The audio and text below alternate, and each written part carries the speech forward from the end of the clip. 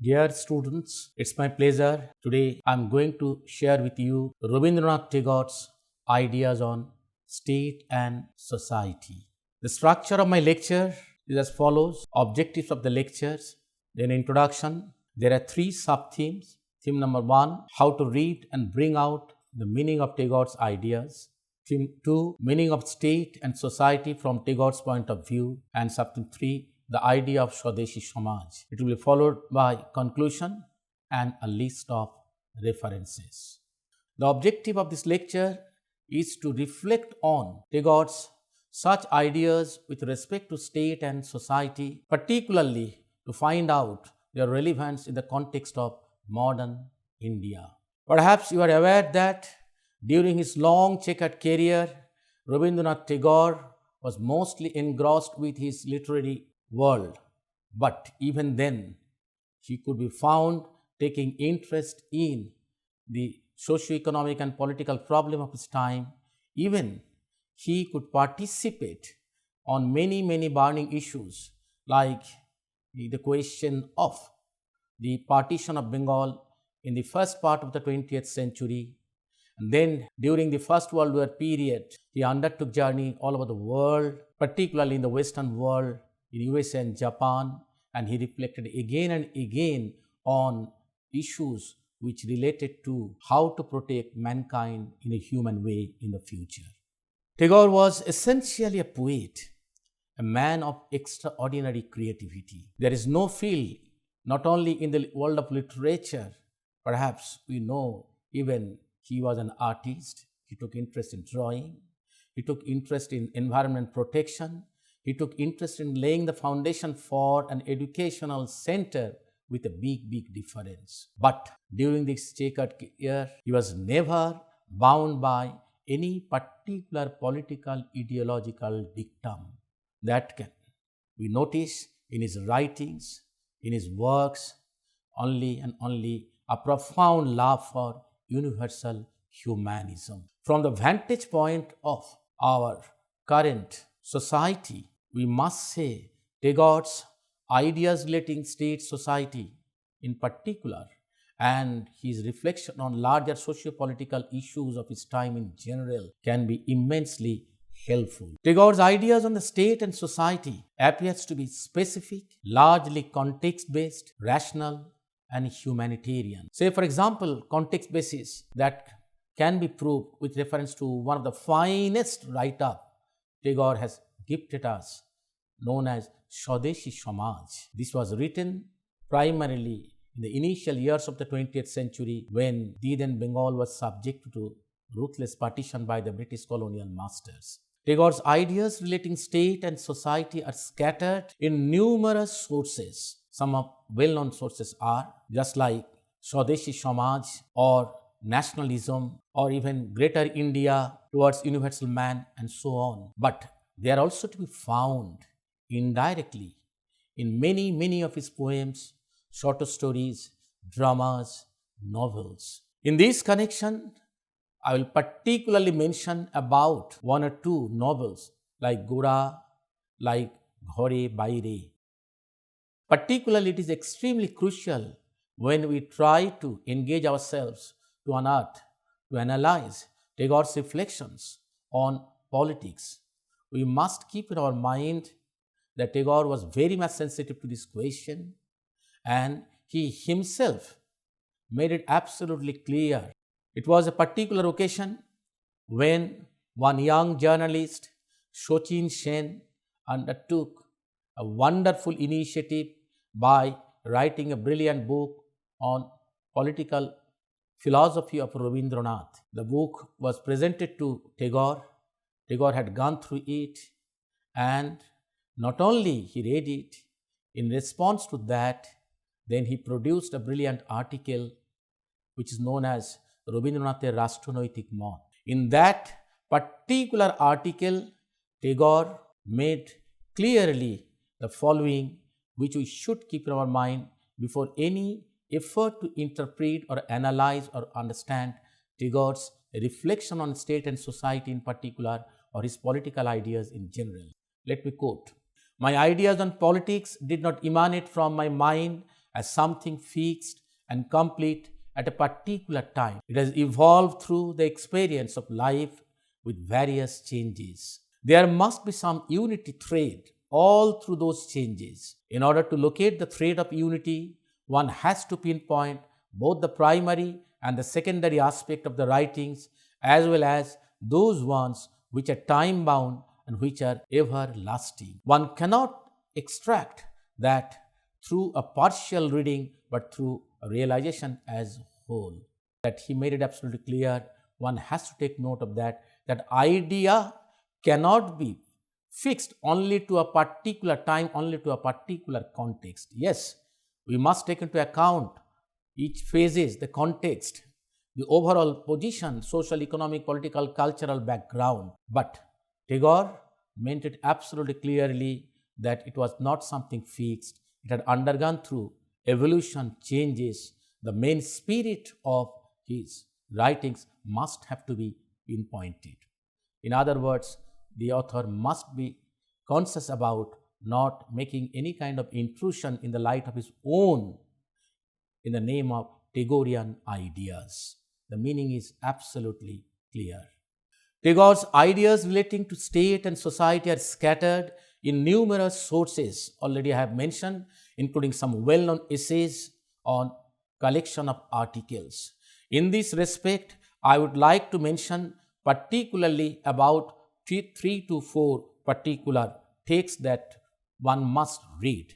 Most important is Swadeshi Samaj, followed by the collection of speeches known as Nationalism. Apart from that, there are a few other collection of articles which must be taken into consideration.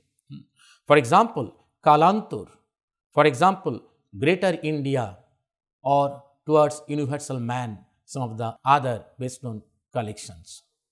For your kind information, the article known as Swadeshi Samaj was essentially form of unbelievably rich, wonderful corpus of idea, which was delivered as a speech at the backdrop of Lord Curzon's declaration of Bengal partition in the initial years of the 20th century. In a similar manner, Nationalism contains 3 lectures in the form of 3 different articles: Nationalism in the West, Nationalism in Japan, Nationalism in India.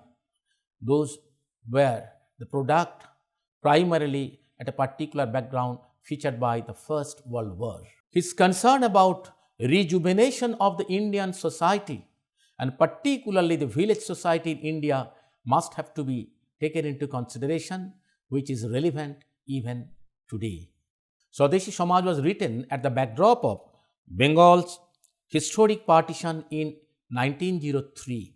As you know, British colonial master and the then Governor General Lord Curzon, primarily guided by to play with divide and rule in the most important area of the then Indian politics.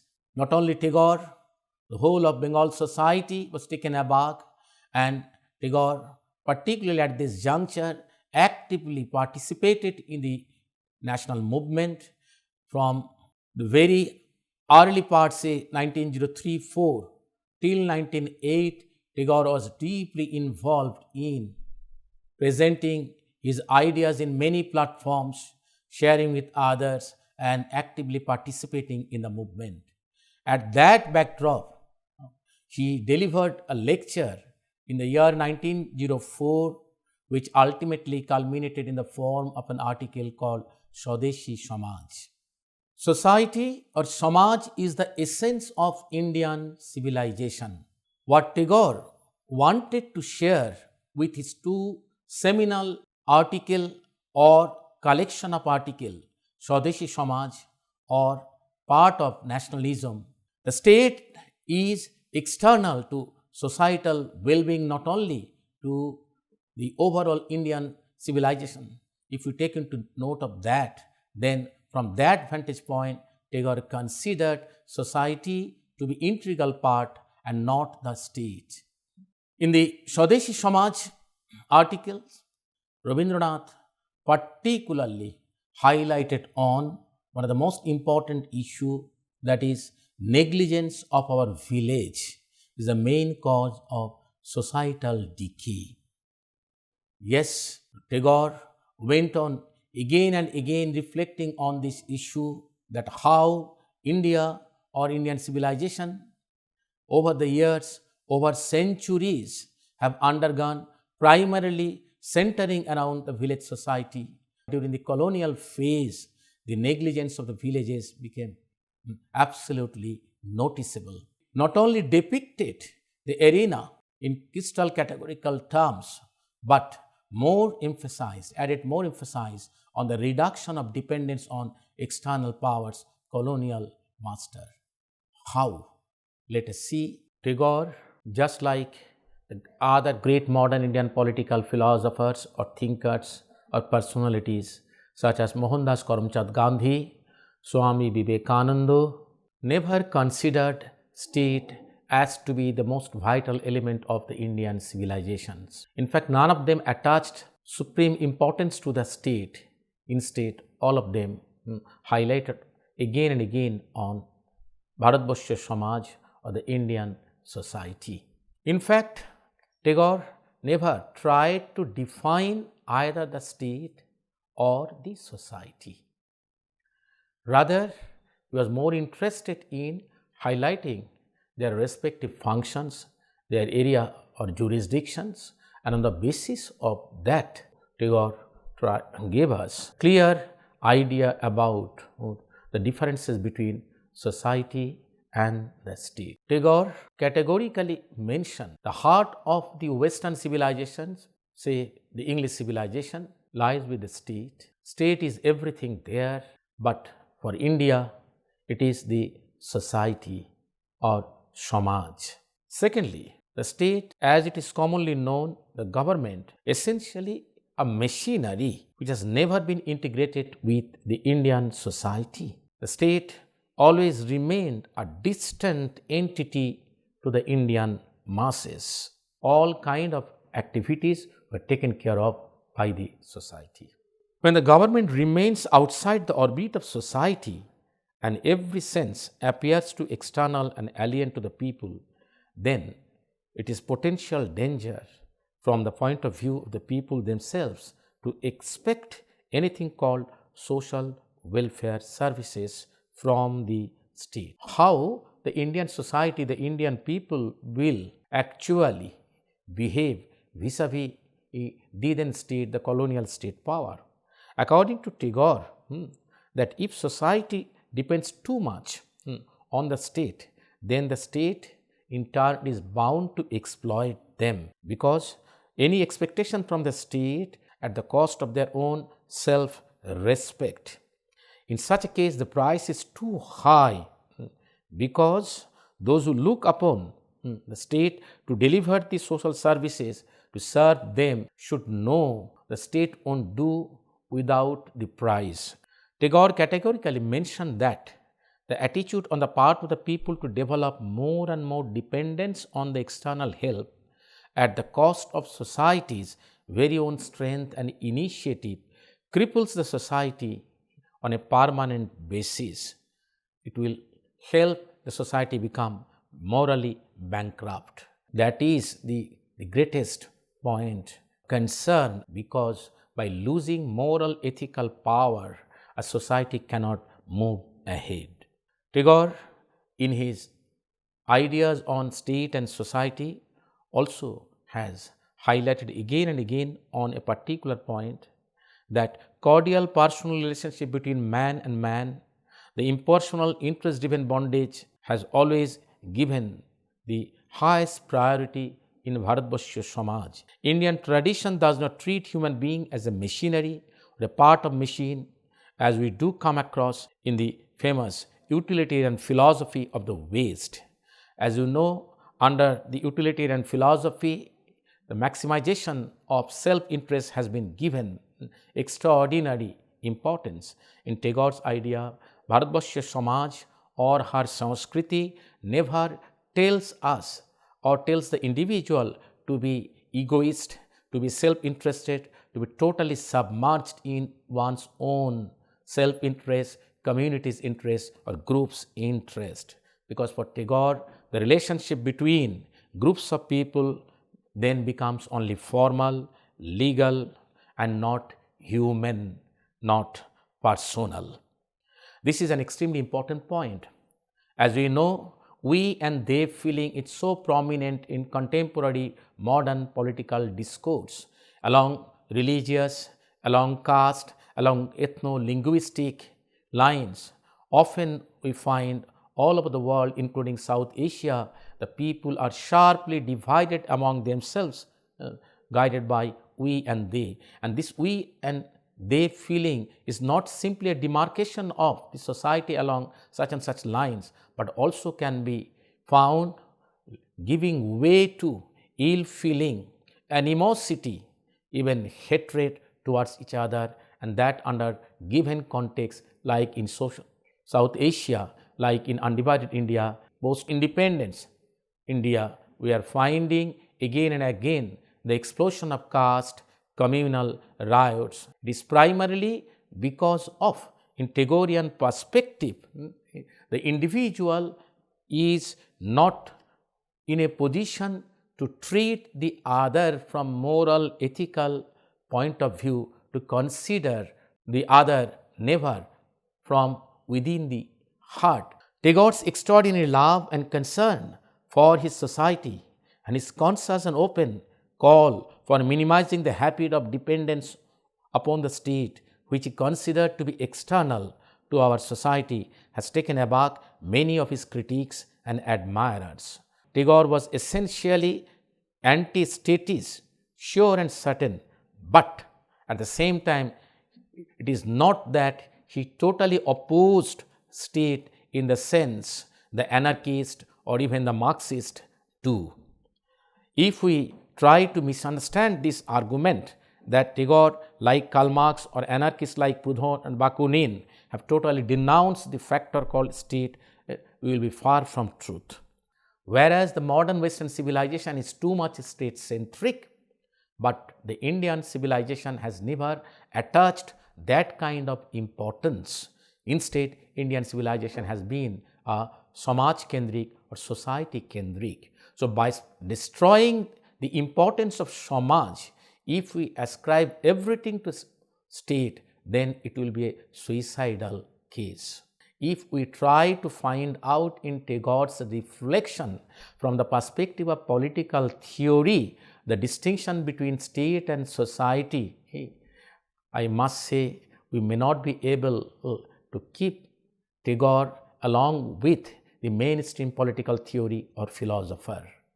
But if we try to understand him from the perspective of Indian civilization on the one hand, and from the values, quintessential values that he always attached more importance, such as human being as a moral, ethical agent, not as a materialistic agent, then we will be in a better position to understand Tagore's positions on state and society. The theory of Swadeshi Samaj is primarily and above all a passionate call for relocating the heart or culture of Indian civilization, which would help regaining and retaining the life force of our society, which survived through centuries amidst political upheaval.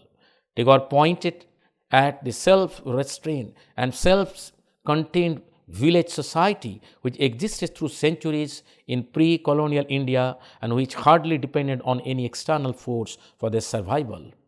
On the basis of Tagore's ideas, it is possible to project the Swadeshi Samaj idea a number of goals or features. First, Swadeshi Samaj is a blueprint for self-reliant, decentralized, and harmonious system of social living which needs, once more, no dependence on state or any external force for its social, economic and cultural progress. At the backdrop of the British colonial rule in India, it is a call for developing such a Samaj or community which minimizes our naked dependence on the alien power. The scheme gives a clear hint about an alternative idea of nation building in India. It is actually a denial of modern nationhood in the European sense, where the state is considered to be the driving force for social welfare and society is relegated to the secondary position. Tagore did not only consider such an ideal of state-centrism as alien to the entire history of Indian civilization, but also apprehended that it would destroy the vitality of the Indian social order. The Swadeshi Samaj is a conscious, a deliberate attempt to build a new society or social living without an overarching state power like that of British Raj. Under no circumstances it is an imitation of the nation state in Europe. Secondly, instead depending on the state power, the Swadeshi Samaj calls for cultivation of an all-round development plan on its own. Tagore asserts, let the society carry out through its own initiative all necessary welfare measures, imparting education, healthcare measure, food security and so on. Such social welfare functions and services, the project of Swadeshi Samaj uphold, must not be considered from commercial angle under whatsoever context. Thirdly, Swadeshi Samaj must be imbued with a high degree of positive values like that of self-help, self-respect and manliness. There is no place for the politics of begging, as it really cannot give freedom and ensure rural social welfare. Begging for the dole, on the other hand, destroys the freedom and autonomy of the society. A sense of bondage percolates through the vein of society and people increasingly become parasites by losing self-confidence and life force. Swadeshi Samaj is not only a people-centric developmental project, it is entirely based on popular involvement in the fullest sense of the term. In the construction of Swadeshi Samaj, every adult, individual member in the society should participate irrespective of any discrimination along caste, creed, religion, language and so on. Tagore considered in his Swadeshi Samaj scheme categorically the divisive mentality as the greatest potential danger for destroying Bharatvarsha or the future India or the future Indian nation state. I will come to certain critical part relating to Tagore's ideas, overall political philosophy and particularly on the question of Tagore's reflection on state and society. My dear students, as I told you earlier, Tagore during his lifetime had to face oppositions, critique not just from the grassroots level but from the top ranking Indian nationalists like Mahatma Gandhi, like Chittaranjan Das and many others criticized him, subjected to vehement criticism. Particularly the major point of argument, the major point of differences between Tagore and those nationalist critics was that Tagore, according to them, undermined the importance, the need of India's independence. Without attaining independence, how India can ensure social development as visualized by Tagore himself? On that question, Tagore never conceded to their critics' position. He firmly believed that political independence is needed, no doubt about that. Keeping in tune with the modern international scenario, India must arise as a self-dependent, self-respectful nation state. And surely the state must ensure at the earliest how to overcome India's age-old various problems, particularly those problems which has been there since the colonial exposure. However, Tagore categorically mentioned if Indians, for that matter Bharatvarsha people or Bharatvarsha Samaj, wait, when political independence will come, then we will do everything, that will be the suicidal. So he highlighted on the point without depending on the external force. By external here means not only the colonial state, given the idea, suppose India is independent. In independent India, even the rural society should not depend on too much on the state or the government to deliver everything. And Tagore's position was very crystal clear that without waiting for that, the Indian should start to rebuild their society, and the first and foremost task is to rebuild that society is what is needed called Atmashakti, Atmavishwas, self-confidence.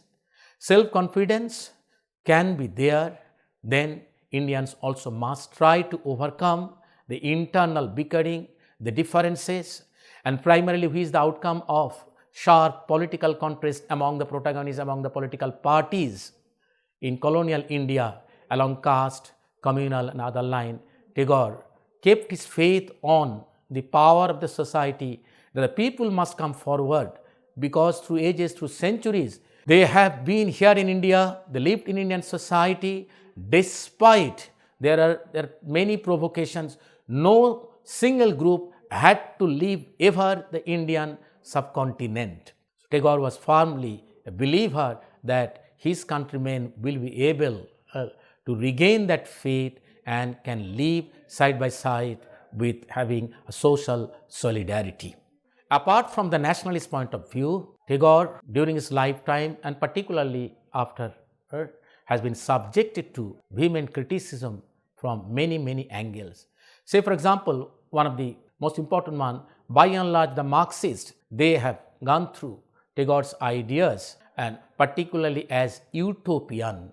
Critics like Aurobindo Poddar during Rabindranath's lifetime, M.N. Roy and several other people didn't by and large consider Tagore's reflection on state and society as something to be given much more importance. So finally, we can come to the concluding part. After this brief, hazy discussions, I make an appeal to my dear students. You must take care about how to interpret, how to analyze, how to understand Tagore's projection of Swadeshi Samaj. Please keep a few important points. It must have to be understood at the backdrop of particular historical juncture, primarily for us, the colonial India. And secondly, Tagore also made categorically that alternative frame of Indian civilization should not be undermined, overlooked. And the basis of that alternative civilizational pattern is peace, individual freedom, and above all, self-dignity. Before finally concluding, I would just place before my students, when you go through Tagore's reflection on state and society, thank you, thanks a lot. After hearing the lecture, let's see if we can answer the questions.